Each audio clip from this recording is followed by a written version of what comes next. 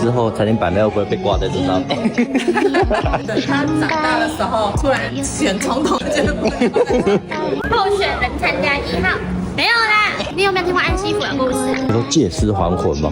对，他是从金门逃难的时候，刚临后来也轮过，安置在地藏王菩萨那边，一个就是朱秀华，一个就是林王幺的那个牌位。我们拜他的精神，当李莫千岁，他的神威显赫，济世爱民。因为很多年轻人将要买房子、要换工作，都来抽签。